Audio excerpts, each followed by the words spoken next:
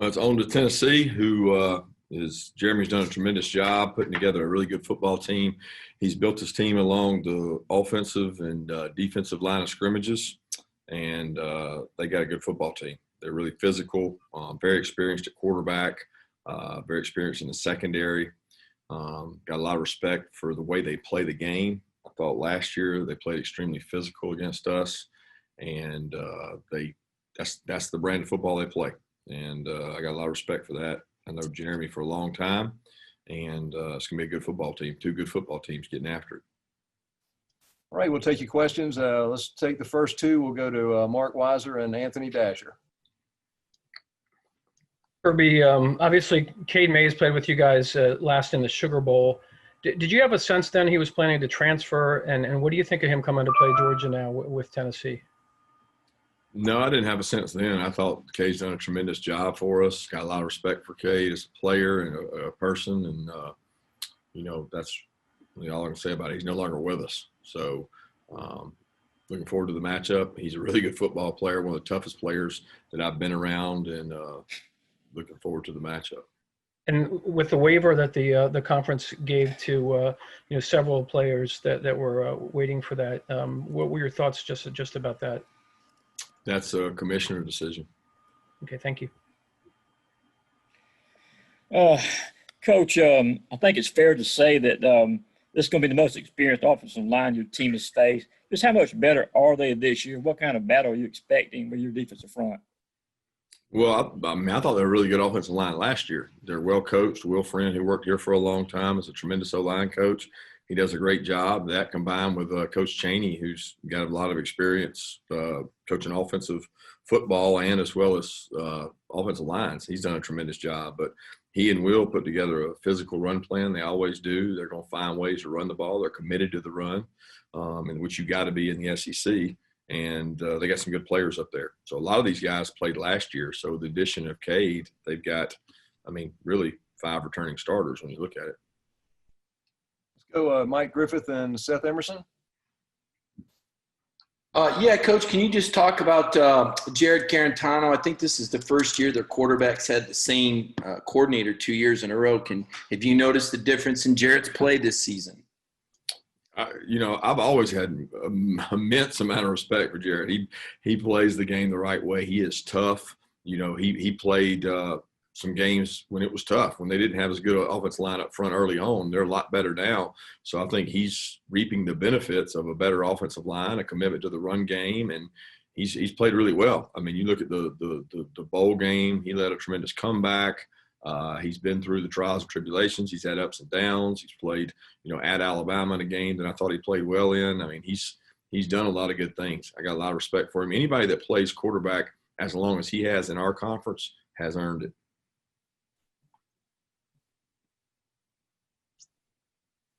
Seth? Yeah, sorry. Kirby, obviously special teams off to a good start. Does this kind of vindicate early on, I know it's early, doing what you did by bringing in Scott, and also how much has he been assisted by guys like Todd Hartley and other guys on staff?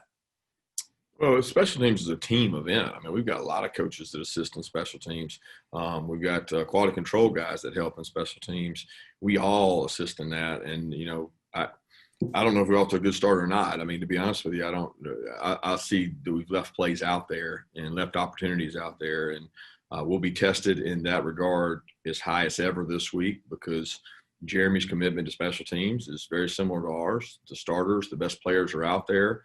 They do a good job scheming people up, and they've always put a good package together. So I wouldn't want to just jump on the bandwagon that we're doing great special teams. I thought that we left some plays out there last week, and we got to continue to grow in that area. We got to get more players buying into that, because when I don't have a role as a starter, it's a lot better when you say, man, I'm going to go dominate special teams. And we got to get some more of our freshmen involved in that. Chip Towers and then Dean Leahy. Yeah, Kirby, you mentioned your relationship with Jeremy Pruitt and how far back you go. I just wonder, with the accusations of toxic environment and him saying not the healthiest of environments for Cade Mays, using that in their attempts to get the waiver. Did you have any discussions with Jeremy, or has that impacted your relationship with Jeremy? Not really. I know coaches in the SEC will do anything they can to get guys eligible, and that's their decision. Appreciate it. Kirby, I wanted to ask sort of a basic question, which is, what do you, in your 20 years of dealing and coaching, what does pressure on a quarterback do to the quarterback, and why do y'all call blitzes? Pressure on the quarterback, causes indecision. It causes doubt.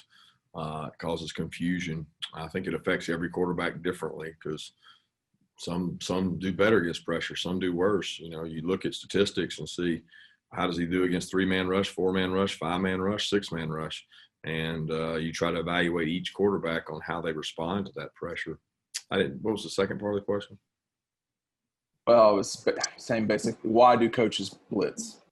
Yeah, I think they blitz to change it up. If you throw a mean fastball and it's 101 mile an hour and that's all you got, eventually they'll hit it.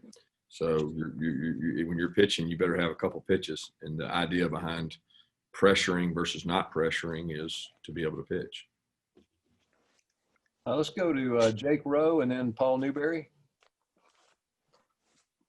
Coach, I wanted to ask you about the wide receiver position. And, through 2 games, Kieras has stood out, and you guys have had George and a lot of other guys make plays.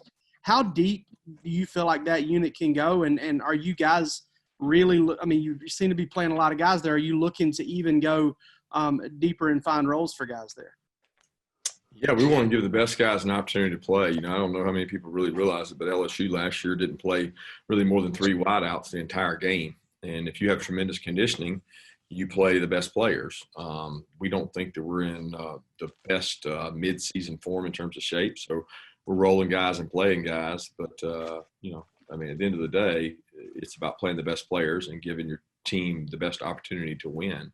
And we're comfortable with the guys we've got, and we're developing the ones that are younger and getting better. And we want to continue to do that. I'd love to have it if we had 10 guys who could go out there and all play winning football, but it's hard to rep that many guys at that position. Coach, I want to ask you about wearing a mask on the sideline. I know a lot of it appeared it was that you didn't always have your mask on, or it was down low during Saturday's game. I'm just curious, how tough is it to coach trying to wear the mask? And in light of what we've seen in the NFL, do you think college coaches, yourself included, should try to do a better job of keeping the mask on as much as possible? Absolutely. I've been talked to about it by the commissioner and several others, and this has helped me tremendously because this is one that stays with me the whole time. Just got to figure out a way to get it tighter and more comfortable on there. The biggest thing is when you're in the middle of coaching and talking to somebody, you got to get comfortable with being able to leave it up and leave it on, and that's probably the toughest thing. Let's go to Augusta. Red and Black, do you have a question? And then we'll go to Brandon Sudge. Yeah. Hey, Kirby. I wanted to ask kind of about the execution of the offense that you've talked about and how much Todd Monken has contributed to that execution really coming together in the past week. Well, it's still coming. We didn't, we didn't execute perfectly Saturday, and I don't know that you ever will execute perfectly, but we've got to do it at a much higher rate. If that's 70% clean, we got to be 85% clean. We got to be 95% clean. We got to be able to function with everybody on the same page in terms of alignment, assignment. There's so many details that go into the execution of an offense, and we don't have those details mastered yet. We've got some young players. We've got some guys playing for the first time still, and they're growing. They just got to grow faster. But I think Todd does a great job of teaching the ins and outs of why you do it, how you do it, what's the reason for why you do it. It's not like he's trying to trick somebody and out-execute people and maybe do it better than they do it. Brandon? Hey, Kirby, so I had a two-part question. First off, Jermaine Johnson, I saw that he didn't participate Saturday. I was wondering if you could provide any update on him. And then secondly, with the offense, is there anything on tape that you saw within the second half when you say you guys need to execute better? Looking back, I know it's a lot of personnel changes and going run heavy in the second half, but is there anything on tape that stood out in terms of playing a complete game offensively. Yeah, I thought that our second half probably wasn't as explosive as our first half. Some of that had to do with Auburn. Some of it had to do with us. Some of it had to do with the score. A lot of it had to do with the defense. I mean, when we don't get off the field on defense, it's hard to be explosive on offense. You get less at bats. So we got to do a better job in terms of that. We do it. As far as Jermaine, he's done a tremendous job for us. He had a really good camp, put on some weight, and has gotten better. He was a little dinged up going into the last game, and we were going to use him if we needed to. If we thought we, really needed him, and the way the game played out, didn't necessarily have to. But we feel good about him, and he's working to get healthy. Let's go to Vance Levy and Jay Black. Vance? Early, I know you're typically kind of refrain how much you'll comment on officiating, but looking back at Richard's targeting, is there anything you think he could have done differently after looking at it on tape? And then also, do you think perhaps one day, the league should entertain a situation where there's like a 5-yard penalty for incidental head-to-head, much like with the punter? Yeah, it's a tough rule because they're doing it for the safety of the game. And as a parent of a kid who plays the game, I think it's important to emphasize the safety as much as you can. And since they've implemented the rules they've certainly cut down on the amount of targeting and head injuries.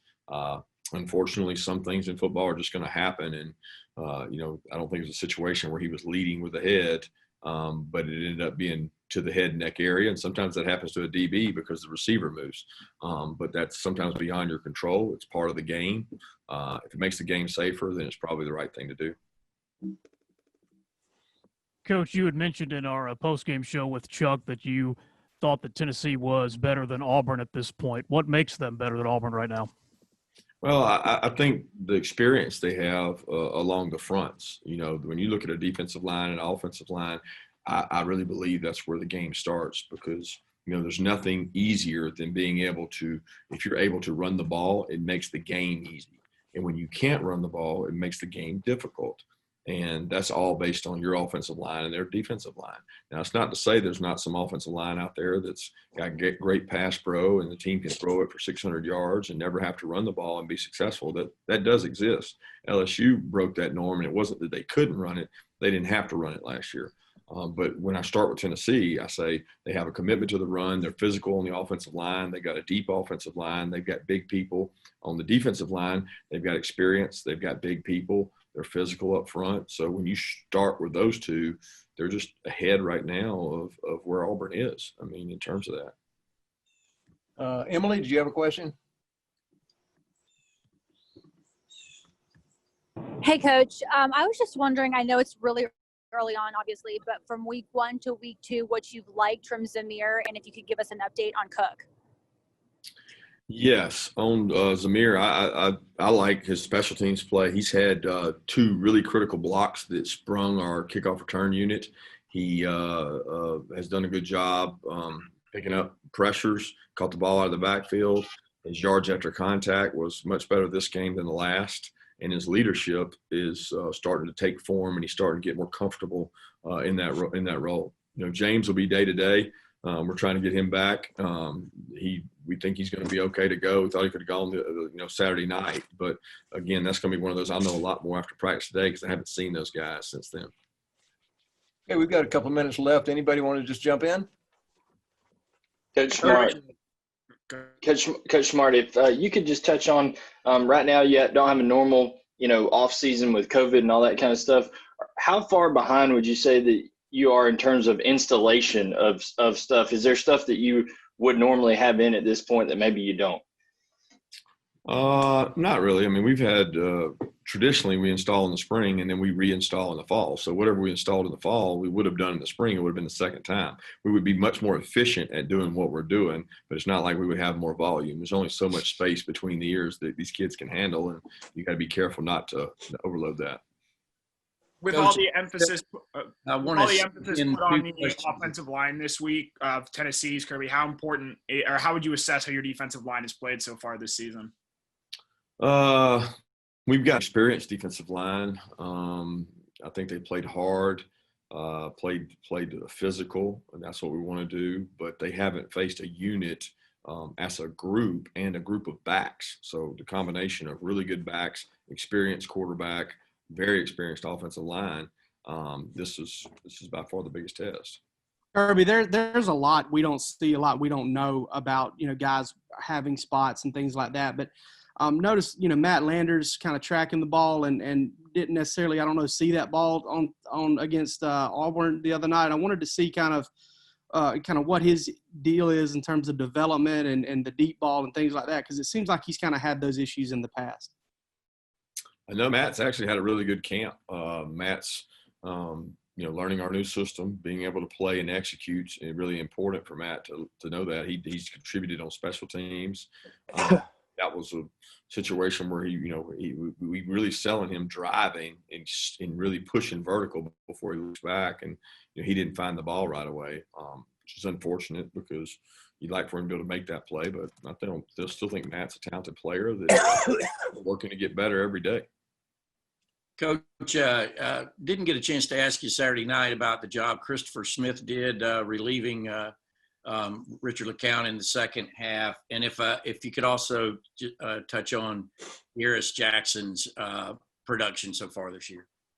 Yeah, Kearis has been a great leader. He's been a productive officer on his own. He represents us in so many ways, and really proud of Kearis's leadership, but also happy that a guy that works as hard as he does during the week gets rewarded for that. And he's one of those guys. He's similar to Miko in how he works. He works so hard at practice that the games come easy to him.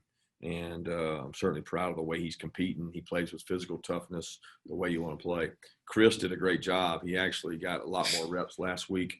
Richard was banged up, and Chris was more prepared to play than probably he's ever been. And it was pretty unique that he got to go in after getting all those reps, and he got to go in and play there in the late first half, second half. Coach, can you address that obviously Stetson, you said he's the guy right now. How does it work as far as behind him with Dwan and JT? Yeah, we're going to continue to develop all those guys. I think all those guys are good quarterbacks, and Carson, JT, DeJuan, whether they're throwing 7-on-7 against the Scouts, whether they're throwing against us on defense, whether they're getting reps over there with the offense, they're going to continue to be developed because that's what they came here to do, and we want them part of the game plan. Kirby, what struck you as different Saturday? I mean, I'm sure a lot of things in terms of, a game day at home without, with not in a typical season, without recruiting, without a dog walk. What was the experience like for you the whole day? From the kickoff to the end of the game, probably nothing was really that different for us. Leading up to the dog walk was definitely different, and then recruiting, not being able to visit with prospects and share that atmosphere is a tough loss, but it's kind of equal across the board. Take two more Coach, questions. I just want to ask about Notori Johnson real quick. He traveled to Arkansas, but did not see him the other day. Just want to check on his status. Yeah, Notorious right now he's focusing on academics and focusing on some other things right now. Last question. Coach, it's supposed to be like 80-90% chance of rain on Saturday. Do you guys typically work some wet ball stuff every week, or you just do it based off of the forecast for the weekend?